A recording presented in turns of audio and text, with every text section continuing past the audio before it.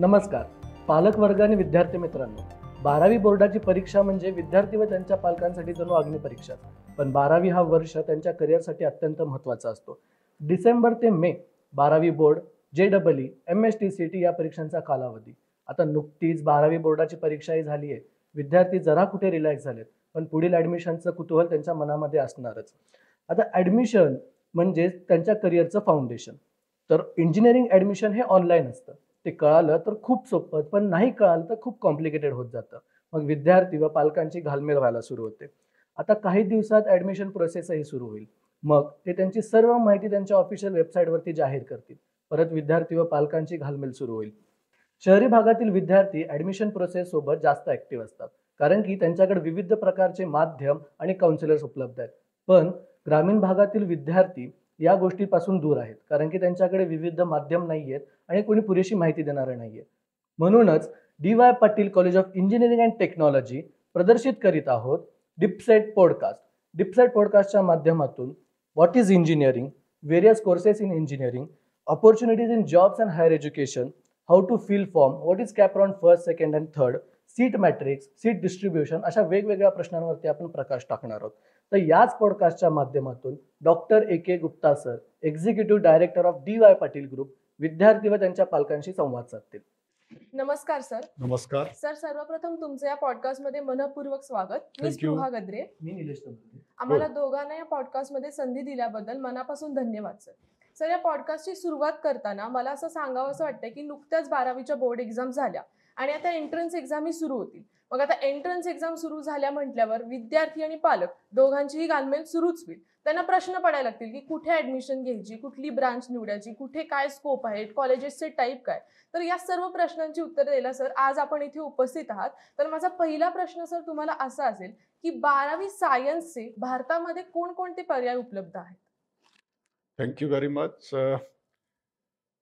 I welcome all parents and students for this podcast. ज्याच्यामध्ये आपण पालकांचा आणि विद्यार्थ्यांचा आजचा महत्त्वाचा प्रश्न आहे. ते प्रश्न म्हणजे 12वी नंतर काय करायचे. आजपर्यंत तुम्ही जो प्रश्न मला विचारला दॅट इज की 12वी सायन्स नंतर ऑप्शन काय. पण मी थोडासा अजून डिटेलमध्ये जाण्याचा प्रयत्न करतोय की सायन्सच नाही, इतर माध्यमातून पण 12वी नंतरच्या आपल्यासमोर काय काय कॅरियर्स ऑप्शन अवेलेबल आहे, त्या ऑप्शन्समधून असा आपण कसा पुढे जाऊ शकतो, त्याच्यातून आपण आपला कॅरियर करायचे आहे तर काय कॅरियर करू शकतो. जनरली आपण जर विचार केला तर 12वी नंतरचे जो आपल्याला ऑप्शन्स आहेत त्या ऑप्शन्सला आपण 4-5 वेगळ्या वेगळ्या कॅटेगरीमध्ये डिवाइड करू शकतो. The old one that is आपण म्हणतो की ह्युमॅनिटीज अँड आर्ट्स. तर याच्यामध्ये मला वाटतं भारतामध्ये अजून सुद्धा हायेस्ट पर्सेंटेज ऑफ स्टुडंट्स हे आर्ट्सकडे जाते, ज्याला आपण BA म्हणतो. पूर्वी त्याला फक्त BA किंवा BA ऑनर्स म्हणायचे, पण आता त्या BA मध्ये पण आपण BA इकॉनॉमिक्स करू शकतो, BA फाईन आर्ट्स करू शकतो. आपण सोशल सायन्सेसमध्ये जायचं असेल म्हणजे MSW पुढे करायचे असेल वगैरे तर आपल्याला BA सोशल सायन्सेस अवेलेबल आहे. आपल्याला व्हिज्युअल आर्ट्स, फाईन आर्ट्स, त्याच्याबरोबरच परफॉर्मिंग आर्ट्स. परफॉर्मिंग आर्ट्स म्हणजे त्याच्यात आपण म्हणतो की music, dance, classical, Indo western, anything or any instrument that you like. So त्याच्यामध्ये सुद्धा आपण BA परफॉर्मिंग आर्ट्स करू शकतो. आज कॉर्पोरेट जगामध्ये स्ट्रेस खूप मोठ्या प्रमाणात आहे, त्याच्यामुळे BA सायकोलॉजी करून आपण चांगले काउन्सिलर होऊ शकतात. ॲनिमेशनमध्ये खूप मोठा कॅरियर आहे, तर BA ॲनिमेशन अवेलेबल आहे. त्याच्याबरोबरच जो ट्रेडिशनल BA कोर्सेस आहे, जसा BA in political science, BA in history, BA in geography. So this all can be done under, or BA English in a language. So this can be done under humanities and arts. हे त्याचबरोबर आपण दुसरा option 12वी नंतर म्हणतो की I want to pursue my career in science. तो सायन्समध्ये ज्यावेळी आपण बोलतो तर सायन्समध्ये विचार करताना एक तर आपला ट्रेडिशनल प्युअर सायन्स प्युअर सायन्समध्ये जो आपण जुन्याप्रमाणे म्हणतो आहे की BSc मॅथमॅटिक्स किंवा BSc फिजिक्स, BSc केमिस्ट्री, हे तर आपले BSc किंवा BSc ऑनर्स आहेतच. नवीन शैक्षणिक धोरणाप्रमाणे as per new education policy कदाचित येणाऱ्या काळामध्ये जो ऑल बॅचलर डिग्रीज आहे it will be converting in to a 4 years degree. पण त्याच्याबरोबर there are some specialised science courses also which can be BSc nuclear physics करू शकतो, BSc बायोटेक्नॉलॉजी करू शकतो, BSc मटेरियल्स फिजिक्स आपल्याला अवेलेबल आहे, BSc biotechnology आपल्याला अवेलेबल आहे, BSc नॅनो सायन्स आपल्याला अवेलेबल आहे. तसाच there are few universities and colleges which are offering BSc computer, BCS, and some computer application courses like BCA and BCS, which is Bachelor in Computer Science and related subject. This can also be done under the Faculty of Science or Pure Science. Third option जो traditional आतापर्यंत आपण म्हणतोय त्याला आपण commerce and management म्हणतो. मला वाटतो की इट्स अ व्हेरी कॉमन की BCom करायचे, BCom करून MCom करायचे, MCom केल्यानंतर CA करायचे किंवा कंपनी सेक्रेटरी CS कोर्स करायचे किंवा कॉस्ट अकाउंटंट किंवा ICW हे कोर्स करण्याचा एक वेगळा टेस्ट आहे.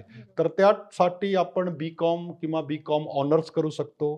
त्याच्याबरोबरच आता त्याला थोडासा मॅनेजमेंटचा टच दिला तर आज the various universities and colleges are offering BBA, that is bachelor in business administration. आणि आत्ता तर ते खूप स्पेशलाइज्ड केला. ते म्हणतात की we will give you a BBA in hospitality management, we will give you a BBA in retail management, there are BBA in but you call at finance, accounting, international finance, international affairs, असा करून आपण BBA travel and tourism. So these all are courses related to business administration. There are few institutions which are even offering bachelors in management science, that is BMS courses also. And there are few institutions which they offer BCom with specialization in accounting and finance and economics also. So this is which is available after commerce and management. Law is also getting very popular amongst the student. पूर्वी आपण फक्त BA LLB किंवा BSc LLB म्हणाचे. आता there are 3 years and 5 year law courses. त्याच्यासाठी there are very renowned institutions in our country, national school of law, NSL, असा काही Symbiosis सारख्या इन्स्टिट्यूशन्स आहेत where law is becoming a test for the future. And it is being said that a law graduate from a good college and good university has a wonderful career in Western countries, particularly in US. Third very important career जो आपण सगळे विचार करतो की medicines, doctor व्हायचे. So मेडिसिन्समध्ये अजून सुद्धा if we look towards medicine तर first choice is always MBBS. So but the seats are limited, government seats are increasing, but still the seats are limited, but MBBS is there. MBBS नंतर if there is a second option, you can go for a dental science, so it is a BDS course is there. Then Bachelor of Ayurvedic Medical Surgery, BMS is there. Then BHMS homeopathic is there. Now even BUMS, that is Unani medicines, they are coming. Then we have nursing, we have pharmacy, we have physiotherapy. Physiotherapy is getting very popular amongst due to the sports related requirements due to IPL, ICL, all ISL, Kabaddi Pro League, these are coming. So then there is something called as operation theater technician. Then there is something which is related to ophthalmology. Then there is something which is related to trauma care management. So these are very specialized courses in medicines that a candidate can pursue. So medicine is one of the career that you can join after 12th. Next very lucrative and important career after 12th is agriculture and its allied branches. Agriculture, because we know that India is a vast tropical country, and still we say that 65 to 70% of our GDP depends upon the agriculture. So there is a taste amongst the people towards agriculture. the very common course for agriculture is BSc Agri or BSc Agri with honors. Then now we are coming towards BTech Agri, we are coming towards horticulture BSc, we are coming towards sericulture, we are coming to the BSc in fisheries science, we are coming to the veterinary sciences, which is related to the, it is same as MBBS for human beings. Then there is a veterinary course for all cattle, pet dogs, all animals. So that is called as a veterinary science. There is something related to food science because FMCG industry is picking up. So there is lot demand for food science also, with food technology which comes under engineering, but food science, it comes under agriculture. Then there is something related to biotechnology also, and even there are demand for sericulture also. But still seats are limited, but you can make a good career in agriculture and its allied branches also.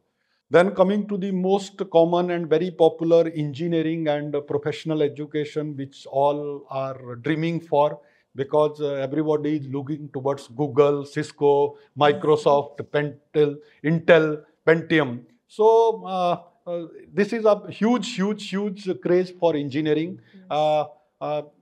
BTech engineering or BE engineering is very common course, that is we call as engineering.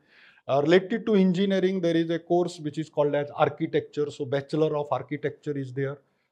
Then there is something, if you want to do something related to fashion technology, then there is a BTech engineering in fashion technology also available. Then there is something called as fine arts and design. Okay, so and planning also. Now there are a few institutions in our country which even offer a BTech degree in planning. So that tells you about how to plan a city, how to plan a locality, how to go for landscaping. This all is being taught. And design. Design is again a wonderful career. Bachelor of Design, few IITs, NITs and few private universities are offering this course. In this course, even you can pursue this course by doing your bachelor degree in engineering and then going to National School of Design and doing your masters in design also. But this course is also available for bachelor degree also after 12th. And apart from this, there are few very specific courses which can be pursued after 12th. Apart from what I have told, there is something called as hotel management and catering technology. There is something called as hospitality studies. There is something called as journalism, mass media. So lot of demand is there because number of new channels are coming and people say that they are earning like anything. So big demand is there for journalism. There is something called as sports and physical education. Earlier we call it as a Bachelor of Physical Education, but now sports etc. are also added into it. Yoga and our Indian medicinal therapies are picking up. So there is a bachelor degree available in yoga. There is a bachelor degree available in naturopathy also. There is something I told you about something which is called as a National School of Drama. So I think most of the very iconic actors in our country, they belong to National School of Drama. So there you can, if you have a taste towards acting, you have a taste towards production, you have a taste towards direction or cinematography. So then you can go to the National School of Drama or any such institutions of importance where you can pursue your bachelor degree in that area and you can move ahead. There are few universities even coming up with the BA in political science. So if you want to become a leader, if you want to become a dynamic leader, a game changer leader, so even they are teaching you now to how to become a leader. So this also is coming. There are few institutions which are coming up with the if you want to pursue your UPSC, that is Union Public Service, IAS, IPS, IRS, etc. They are even running courses related to bachelor degree in administration. So and national education policy, our new educational policy, it emphasis on multidisciplinary, multi-institutional, multi-courses, multi-branch approach towards education. So these are generally the most of the career. I want to become a lawyer, I want to become an engineer, I want to become a doctor, or I want to become a musician, I want to become a teacher. So these are the aspirations being young kids we have. Recently, when we visited one European country, we call it as the happiest country of the world, Finland. So I was there in month of September last year. So there, even if you want to drive a heavy truck, you have to do a bachelor degree in heavy vehicle truck driving. Then you can drive a truck. So anything, if you want to become a good photographer, there is a bachelor degree in photography. If you want to become a good sketcher, there is a course in sketching and painting. So these things will slowly start coming to our country also. There is also in few of the universities in Europe, there is a course available for bachelor degree, which we call it as bachelor in entrepreneurship also. If you want to become entrepreneur, you can even pursue your bachelor degree in entrepreneur. It will take certain time in our country to come up, but at present these are the various options after 12th where students can think of. Earlier it was only I want to become engineer or a doctor or a lawyer or something, but now various options are there. There is something which parents feel and students feel, I want to become a pilot. Okay, but at present there is no direct course available. You have to do bachelor degree in some or the other courses, then you can have to learn your flight training. You have to go for minimum hours of flights, and then you can become a flight pilot or aircraft pilot. Even in the days to come, there will be bachelor degrees for air hostess also available. So this all will come. Let us hope that our country will grow and these all options will grow. But at present, whatever I listed now, these are the various career options available after 12th. Sir, तुम्ही दिलेल्या माहितीप्रमाणे आता आम्हाला हे कळालंय की आपल्याकडे बरेचसे courses available आहेत. पण सर, या कोर्सेसमध्ये सगळ्यात जास्त करिअरची संधी उपलब्ध करून देणारे कोर्सेस कोणते? जे काय सर्व कोर्सेसबद्दल मी आता आपल्याला सांगितला, तर आपल्याकडे जो डिपार्टमेंट ऑफ हायर एज्युकेशन आहे त्यांच्याकडनं आलेले डेटाप्रमाणे इन द इयर 22-23 आपल्या देशामध्ये हायर एज्युकेशनमध्ये जवळपास 4.5 लाख विद्यार्थी शिक्षण घेतात. जे काय मी आता आपल्याला arts, commerce, science, engineering, medical हे जो वेगळे वेगळे आपल्याला कॅरियर ऑप्शन्स सांगितले, या ऑप्शनप्रमाणे जो डिपार्टमेंट ऑफ हायर एज्युकेशन कडनं आलेला डाटा आज ऑफिशियली 2022-23चा डाटा आहे. त्या डाटाप्रमाणे arts still is most popular course. आर्ट्समध्ये टोटल शिकणारे विद्यार्थ्यांची संख्या जवळपास 1,20,000 ते 25 लाख आहे. Second most common course is science, जो आपण BSc ज्याला म्हणतो. ऑल टुगेदर त्याच्यामध्ये जवळपास 70 लाखच्या आसपास विद्यार्थी अजून त्याच्यामध्ये शिकतात. आणि ज्यावेळी आपण तिसरी ऑप्शन, मोस्ट ल्युक्रेटिव्ह ऑप्शन, त्याला आपण कॉमर्स म्हणतो, तर कॉमर्समध्ये सुद्धा 50 ते 52 लाख विद्यार्थी आहे. The third option is engineering. इंजिनिअरिंगमध्ये आज ऑल टुगेदर म्हणजे first year to final year, this is not I am talking about in all the courses about the intake capacity, पण त्या कोर्सेसमध्ये first year to final year जेवढे total विद्यार्थी आहे, तर जो 22-23चा डाटा आहे त्याच्याप्रमाणे जवळपास 40 लाख विद्यार्थी आज जो आहे तो इंजिनिअरिंगमध्ये कॅरियर करतात. त्याच्यानंतर मेडिकलमध्ये about all branches together, pharmacy and all allied medical branches, याच्यामध्ये आपल्याकडे 10 लाख विद्यार्थी आहे. आणि मॅनेजमेंटमध्ये 8 लाख विद्यार्थी आहे. असा करून ज्यावेळी आपण पुढे जातो आहे, तर पुढच्या ज्यावेळी टोटल नंबर ऑफ स्टुडंट्स आणि त्यांचा जो एम्प्लॉयबिलिटी स्किल्स बघतो, तो डाटा तसा it's a very difficult to have that official data. पण मधी जो सेंट्रल गव्हर्नमेंटचा आयसे म्हणून प्रोजेक्ट आहे, त्या प्रोजेक्टमधून आलेल्या डाटाप्रमाणे आपल्या देशामध्ये still engineering is the most employable career. त्याच्याबद्दल आपण कितीही म्हटला तर आपल्याकडे टोटल ऑन ॲन ॲव्हरेज वर्षाला एक 10 लाख इंजिनियर्स जर आपल्याकडे ग्रॅज्युएट होत असतील, तर through campus placement during their study before their graduation गेल्या एक 3 वर्षामध्ये average 60% of the students in engineering, म्हणजे एक 6 लाख विद्यार्थ्यांना कॅम्पस रिक्रुटमेंटचे थ्रू जॉब मिळते. सेकंड ऑप्शन आहे की इंजिनिअरिंग नंतर आपल्याकडनं आपल्या देशातून परदेशात हायर एज्युकेशनला जाणाऱ्या विद्यार्थ्यांची संख्या खूप जास्त आहे. जो एक डेटा आत्ताच एक थोड्या दिवसापूर्वी पब्लिश झाला त्याच्या डेटाप्रमाणे टोटल 8 लाख विद्यार्थी तर सध्या US मध्ये आपलं शिक्षण घेतात. आणि after China India is the second contributor to the students to the higher education in American universities.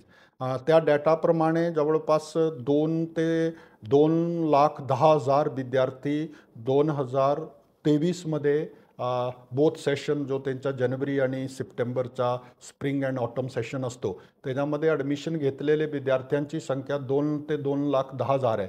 आणि त्या याच्यामध्ये ज्यावेळी आपण जाऊन फर्दर ब्रँच वाईज त्याचा किंवा प्रोग्राम वाईज त्याची ज्यावेळी आपण सेग्रिगेशन करतो तर त्याच्यात पण 90 to 95% of the engineers are going to the US for higher education.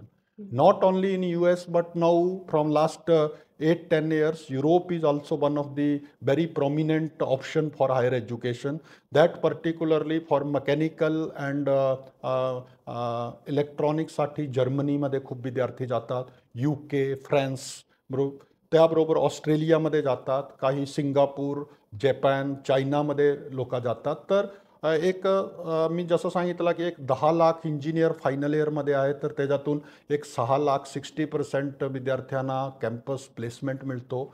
एक जवळपास 2 लाख विद्यार्थी जो आहे तो हायर एज्युकेशनमध्ये अब्रॉडला जातात. एक अबाउट 25 to 30,000 स्टुडंट्स जो आहे तो IITs, NITs, IIITs किंवा अदर इंजिनिअरिंग इन्स्टिट्यूशन्समध्ये MTech परस्यू करण्यासाठी पुढे जातात. आज MBA एक फार मोठा कॅरियर ऑप्शन आहे. आज जो IIMsचा आणि जो institutions of national importance in management आहे त्यांचा जर आपण डेटा स्टडी केला तर त्याच्यात ॲडमिशन घेणारे टोटल कॅन्डिडेटपैकी जवळपास 80% of the candidates are with the engineering background. आणि मध्ये तर मी एक डेटा असा वाचत होतो की इन्फॉर्मेशन की जो आपला युनियन पब्लिक सर्व्हिस कमिशन म्हणजे UPSC आहे, ज्याच्यातून आपण IAS, IPS, IRS जातो, त्याच्यामध्ये इंजिनियर्सचा सक्सेस रेट जवळपास 45 ते 50% आहे.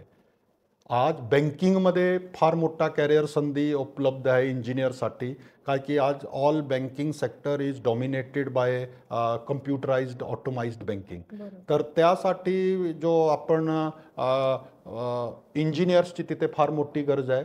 सर्व प्रायव्हेट पब्लिक सेक्टर बँक्समध्ये जो PO एक्झाम्स असतात त्याच्यात त्या एक्झाम क्लिअर करणाऱ्या मध्ये पण the highest percentage is from engineering. And not only into that, but our country is now being called as a country of startups and ideas. In last 5-7 years, lot of people are coming forward to set up their own industries with a small startup. So in that also engineering is, engineers are one of the very prominent contributor to that. तर आत्ता सध्या तर हे परिस्थिती आहे की in our country engineering carries the highest employability ratio. आणि कितीही कुणी म्हटला तर आज द जॉब गॅरंटी म्हणा की जॉब प्रॉमिनन्स म्हणा किंवा जॉब ऑपॉर्च्युनिटी म्हणा, एम्प्लॉयबिलिटी म्हणा, so engineering is the best. And याच्यामध्येच आज सगळ्यात जास्त कॅरियर संधी आहे. मेडिकलमध्ये आहे आपण म्हणतो, पण मेडिकलमध्ये ज्या नंबर ऑफ सीट्स इतक्या कमी आहे आणि मेडिकलमधला कॅरियर खूप एक्सटेंडेड कॅरियर आहे की पहिले तुम्हाला एक 5.5-6 वर्षामध्ये तुमचा MBBS करायचे आहे. आज MBBS केल्यानंतर जोपर्यंत तुम्ही पुढे जाऊन तुमचा पोस्ट ग्रॅज्युएशन करत नाही तोपर्यंत मेडिकल फील्डमध्ये तुम्ही सेट होऊ शकत नाही. सो परत ते नीट PG द्यायची आणि त्याच्यानंतर again 2 to 3 years of your post graduation and then establishing yourself is there is good job opportunities, but still engineering carries the highest weightage. आणि आज इंजिनियर्समध्ये इंजिनियर्सला नोकरीची कुठे कमतरता नाही आहे. बरोबर आहे. So engineering is the most employable career that but I feel. Sir, आत्ता झालेल्या संवादातून एवढं लक्षात येतंय की इंजिनिअरिंग हा कोर्स सगळ्यात जास्त जॉब ऑपॉर्च्युनिटीज देतो. तर इंजिनिअरिंग म्हणजे काय आणि याच्या बाबतीत तुमचा दृष्टिकोन आम्हाला नक्कीच जाणून घ्यायला आवडेल. Engineering, in very simple words, if you want to define engineering, dictionary meanings खूप वेगळे आहेत. पण मी इंजिनिअरिंग प्रोफेशनमध्ये गेले 32-34 वर्षातून असल्यामुळे माझी एक खूप सिम्पल डेफिनेशन आहे इंजिनिअरिंगची, की एनिथिंग इम्पॉसिबल ज्याला पॉसिबल करतो तो म्हणजे इंजिनियर. इंजिनियरच्या डिक्शनरीमध्ये इम्पॉसिबल शब्द नसतो. तो engineer moves the world. Technically dictionary meaning आपण विचार केला तर आपण म्हणतो की the person who utilise the knowledge of science and math for the benefit of society, त्याला आपण इंजिनियर म्हणतो. There is a difference between science, engineering and technology. Science, something to invent. Newton's third law was invented by Newton. पण त्या लॉचा वापर करून आपण काय काय करू शकतो हे करणार म्हणजे इंजिनियर. आज मी कायम माझ्या लेक्चर्समध्ये सांगत असतो की कदाचित आजच्या 40 वर्षापूर्वी ज्यावेळी मी विद्यार्थी होतो त्यावेळी मी कधीही आयुष्यात असा विचार केला नव्हता की एक 40 वर्षानंतर माझ्या आयुष्यामध्ये एक असे कुठला तर टाईम येईल की माझ्या खिश्यामध्ये एक छोटासा इन्स्ट्रुमेंट असेल आणि त्या इन्स्ट्रुमेंटमध्ये मी कुठले तर 8-10 बटन दाबवले की मी जगात आज इथे बसून जगातल्या कुठल्याही कोपऱ्यात असणारे माणसाच्या बरोबर नॉट ओनली मी संवाद साधू शकतो, पण आत्ता मी त्याला बघून त्यांच्याबरोबर व्हिडिओ कॉल आणि त्याला प्रत्यक्षात बघून मी त्याच्याशी बोलू शकतो. बरोबर आहे. So this is but engineering is there. आज आपण इंजिनिअरिंगचा सिम्पल डेफिनेशन आहे की आज सकाळी उठल्यापासून रात्री झोपेपर्यंत जे जे काही गोष्टी आपण करतो त्या एव्हरीथिंग कॅरीज इंजिनियर. आपण उठल्या उठल्या लवकर जर उठलो शक्यतो तर आपण लाईट लावतो. Light is being invented by engineers. त्याच्यानंतर आपण पेस्ट करतो, ब्रश करतो. Chemical engineers have brought that paste to our existence. त्याच्यानंतर आपण चहा पितो, तर तो जो एक कुठल्याही टी गार्डनमध्ये तयार झालेले चहाचे पानं आहे त्यांच्यात प्रोसेस करून फूड सायंटिस्ट, फूड टेक्नॉलॉजिस्ट ते पॅक करून आपल्यापर्यंत तो चहा आणतात.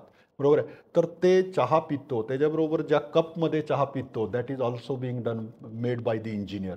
तिथून पासून आपण दिवसाला जे जे काय करतो, from our cars to our mobiles to our pens to our clothes, हे सगळेचे सगळे म्हणजे इंजिनिअरिंग. आत्ता तर इंजिनिअरिंगमध्ये इतकी डेव्हलपमेंट आहे की मध्ये तर मी एका ठिकाणी गेलो होतो, ते they are working on nano science materials, use of nano science in engineering textile materials. तर त्यांचा असा म्हणणं आहे की टेक्स्टाईल इंजिनिअरिंगमध्ये they are working on such clothes की आज असल्या जीन्स आणि असले शर्ट्स येणार. जीन्स ऑलरेडी मार्केटमध्ये आहे की आज तो जीन तुम्ही विकत घेतली की फाटेपर्यंत त्या जीनला धुण्याची गरज नाही. बरोबर आहे. So it has dust repellent qualities. आत्ता आज आपण तो जीनची पॅन्ट घेतली तर 6 महिने 8 महिने तुम्ही कंटिन्युअसली वापरा, त्याला धुण्याची गरजच नाही. It's bacteria proof, dust proof, या सगळ्या गोष्टी आहे. आत्ता आपण असा विचार करतोय थोड्या दिवसानंतर की आपल्याकडे गाडी घेताना घरी खूप एक चर्चा असतो की ते कुठल्या कलरची घ्यायची, पांढरी घ्यायची की ग्रे घ्यायची, लाल घ्यायची, पिवळी. आता now people are coming up with such cars in the days to come की आज आपण ठरवला की बाबा सोमवारी तर माझी कार व्हाईट असेल, मंगळवारी तर तो निळी असेल, बुधवारी तर तो गुलाबी रंगाची असेल. So even the car can change it's colours as per your requirement. So this and particularly जो 2019 नंतर कोविड आला, कोविड पॅन्डेमिकमध्ये पूर्ण जग बंद झाला, त्यावेळी कोणाला काय सुचत नव्हता, तर कुठला तर एका इंजिनियर्सनी येऊन त्याच्यात ऑनलाईन टीचिंग्सचा एक पर्याय समोर आणला. तर आज जगामध्ये करोडो विद्यार्थी आज जो घरी बसून काहीच करत नव्हतो, आज अक्षरशः खेडेगावातल्या शाळेच्या शिक्षकांनी त्यांच्या मोबाईलवरती त्यांचे लेक्चर शूट करून त्या मुलांचेपर्यंत पोचवले आणि तो एज्युकेशन सिस्टीम कुठे थांबला नाही. आज आपण वॅक्सिनेशन म्हणतो, जो काय आपण कोविडचा कोविशिल्ड असू दे का मी दुसरा कुठलाही कंपनीचा आपण जॉन्सन अँड जॉन्सन असू दे का US असू दे, कोवॅक्सिन असू दे, हे सगळ्या जो वॅक्सिन प्रोड्यूस केल्या त्याच्यामध्ये प्रोड्यूस करण्यामध्ये इंजिनिअरिंगचा फार फार फार मोठा रोल आहे. आज आपण मेडिकलबद्दल बोलतो आहे, तर आजचा जो मेडिकल फील्ड आहे त्या मेडिकल फील्डमध्ये जवळपास 70 to 80% इंट्रुजन जो आहे तो आज इंजिनिअरिंगचा आहे.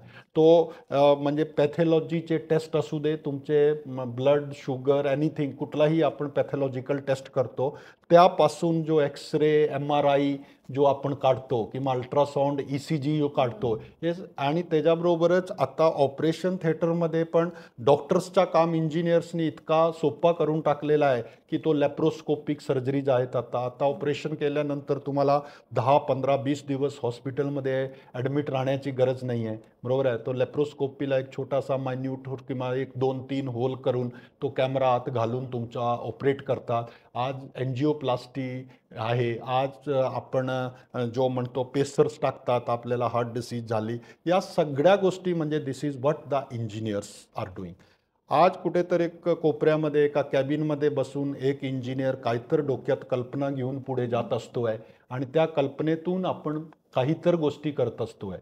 आज इंजिनिअरिंगमध्ये आपण विचार केला तर कदाचित थोडे दिवसानंतर आज इलेक्ट्रिक व्हेकल आलेत, हायब्रिड व्हेकल्स आलेत, थोडे दिवसांनी आपल्याला पेट्रोल आणि डिझेल व्हेकल्स रोडवरती दिसणार नाही. आता याच्या पुढे जाऊन हे तर झाले की फ्यूल की एनर्जी कुठल्या एनर्जीवरती चालतात. येणारे काळात आता ऑलरेडी गुगल किंवा टेस्ला हे काम करतात ड्रायव्हरलेस कार्स, बरोबर आहे की त्याच्यात म्हणजे आपल्याला आता ड्रायव्हरचीच गरज नाही आहे. आज तुम्ही विचार करा की ॲप बेस्ड जो मार्केट आहे, app based market from online shopping to OTT channels और आणि त्याच्याचबरोबर जो आपण ओला ओव्हर आणि others app based taxi booking किंवा मेक माय ट्रिप किंवा जो आपला गो विवो सारख्या जो बुकिंग ॲप्स आहे ह्याच्यावरनं आपला टोटल जग चेंज झाला आहे.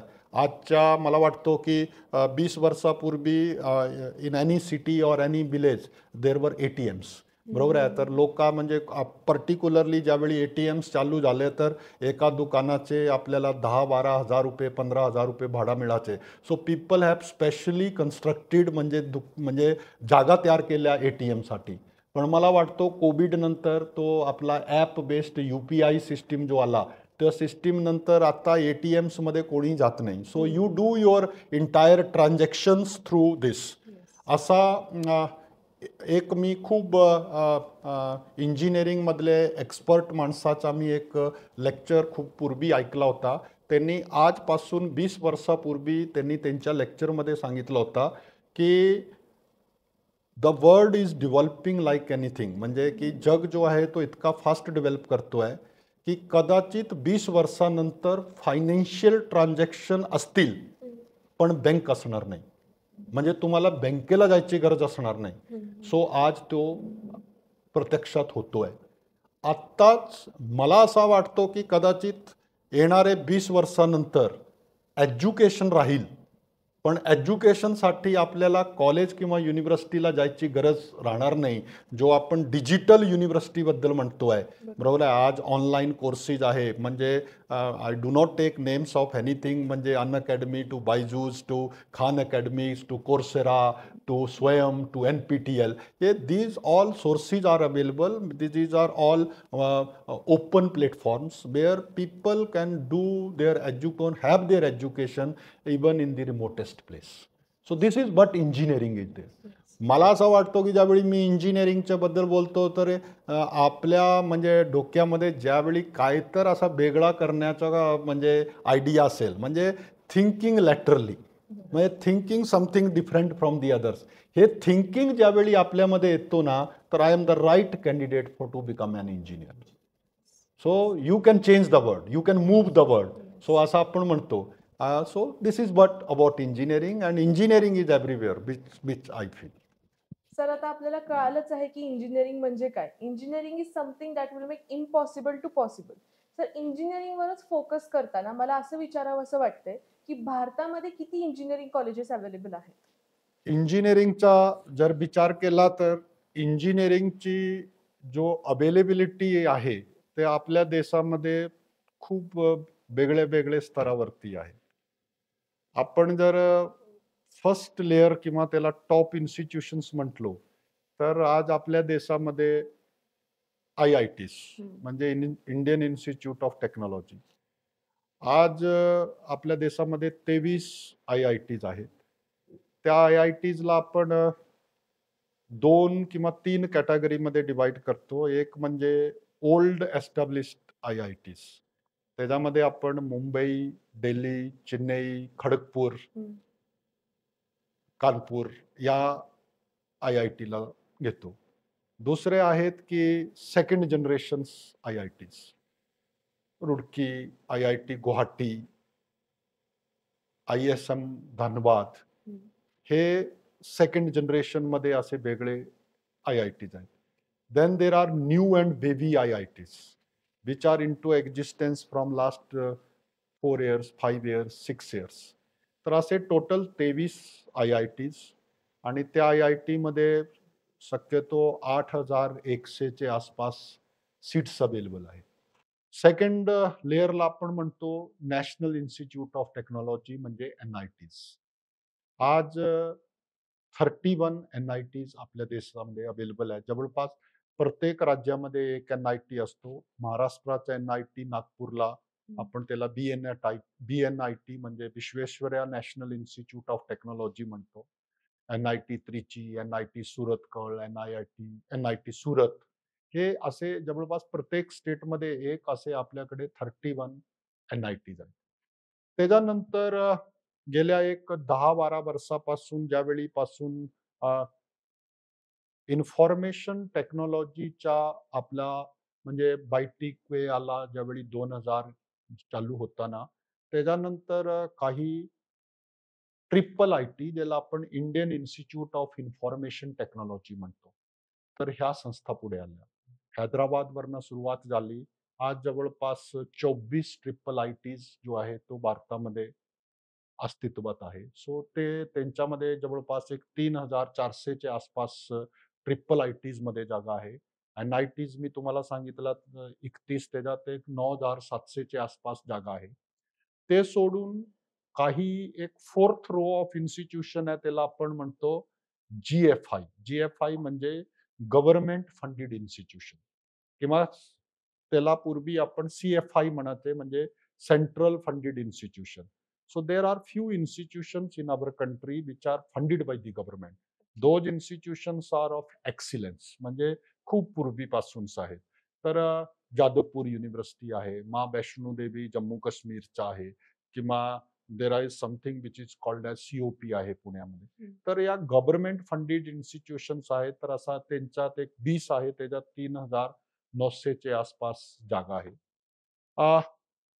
आपण नेक्स्ट कॅटेगरी म्हटला तर आपल्या देशामध्ये इंजिनिअरिंग किंवा प्रोफेशनल एज्युकेशनला रेग्युलेट करणारी बॉडी म्हणजे AICT, म्हणजे all India council for technical education.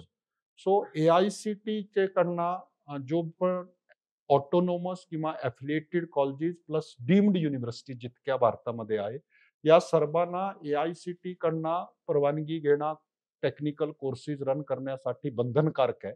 आणि AICTच्या डेटाप्रमाणे इन द इयर 2023 म्हणजे मागच्या वर्षी 2,857 असा संस्थांना इंजिनिअरिंग कोर्सेसची परवानगी आहे. आणि त्याच्यात जवळपास 12,70,000 अंडर ग्रॅज्युएटच्या म्हणजे BTech इंजिनिअरिंगचे सीट अवेलेबल आहेत. त्याचबरोबर एक नेक्स्ट कॅटेगरी जो आज गेल्या एक 15-20 वर्षात खूप फ्लरिश झाली, म्हणजे पर्टिक्युलरली इन पंजाब, उत्तर प्रदेश वगैरेमध्ये प्रायव्हेट युनिव्हर्सिटीज अस्तित्वात आल्या. तर त्या प्रायव्हेट युनिव्हर्सिटीज महाराष्ट्रामध्ये ते खूप उशीर म्हणजे 2013-14 नंतर प्रायव्हेट युनिव्हर्सिटीज आल्या, पण आज भारतामध्ये 438च्या आसपास प्रायव्हेट युनिव्हर्सिटीज आहे आणि त्या युनिव्हर्सिटीजमध्ये एक ऑथेंटिकेटेड नाही, पण एक ढोबळ आकड्याप्रमाणे जवळपास 3 लाख इंजिनिअरिंगच्या जागा त्यांच्याकडे पण अवेलेबल आहे. सो या प्रायव्हेट युनिव्हर्सिटीजच्या माध्यमातून आज 3 लाख जागा असल्यामुळे टोटल जर या सर्वांचा आपण टोटल केला तर भारतामध्ये 15,50,000 किंवा 16 लाख इंजिनिअरिंगच्या जागा अवेलेबल आहे. So this is the situation of the engineering at present in our country. आणि अ, अ, जो सदर्न स्टेट्स आहेत, महाराष्ट्र, कर्नाटका, तामिळनाडू यांच्यामध्ये प्रायव्हेटायझेशन ऑफ इंजिनिअरिंग एज्युकेशन खूप पूर्वी चालू झाली. So there were lot of students who are coming from the northern states, म्हणजे पंजाब, हरियाणा, उत्तर प्रदेश, हिमाचल या राज्यातून पूर्वीचे काळामध्ये म्हणजे 1980-90 मध्ये विद्यार्थी आपल्या इंजिनिअरिंगच्या एज्युकेशनसाठी या महाराष्ट्र, कर्नाटका, तामिळनाडू या स्टेट्सला यायचे. But slowly from the 90s onward म्हणजे 2000च्या आसपास आता त्या राज्यामध्ये पण प्रायव्हेट युनिव्हर्सिटीज, इंजिनिअरिंग कॉलेजेस याला चालू झाले. बट ओव्हरऑल बघितला तर एक 16 लाखच्या आसपास जागा आहे. अ, मागच्या वर्षाचा जो डेटा आहे त्याच्याप्रमाणे इंजिनिअरिंग मधल्या जवळपास 85% 80 to 85% सीट्स सगळीकडे भरलेले आहेत. सो 11-12 लाख विद्यार्थी दरवर्षी इंजिनिअरिंगला प्रवेश घेतात. हे सध्याची आपल्या देशाची परिस्थिती आहे. A very big thank you sir. आज या पहिल्या एपिसोडमुळे आपल्याला खूप इंजिनिअरिंगबद्दल डिटेल इन्फॉर्मेशन मिळाली. म्हणजे इंजिनिअरिंग म्हणजे काय? Different courses in engineering, why engineering, त्याच्यानंतर डिफरंट इंजिनिअरिंगचे इन्स्टिट्यूट आणि त्याच्यासाठी लागणाऱ्या एंट्रन्स एक्झाम्स, इतकी डिटेल इन्फॉर्मेशन मिळाली. सो खूप खूप धन्यवाद सर. तर पालक वर्ग आणि विद्यार्थी मित्रहो, आज आपण आपले एपिसोड इथेच संपवत आहोत. But stay tune for our next episode, जिथे आपण अजून बाकीच्या गोष्टींवर चर्चा करणार आहोत. म्हणजेच व्हेरियस ब्रांचेस आणि त्यामध्ये असणाऱ्या संधी, कॅप राउंड, त्याच्यानंतर लास्ट इयरचे कट ऑफ, कॉलेज महत्वाचे की branches, prerequisite for branches आणि सगळ्यात महत्वाचं म्हणजे how to fill option form. तर या सर्व गोष्टींवर आपण लवकरच चर्चा करणार आहोत. Till then keep watching D Y Patil college of engineering and technology, Kasba Wada, Kolhapur प्रस्तुत डिपसेट पॉडकास्ट.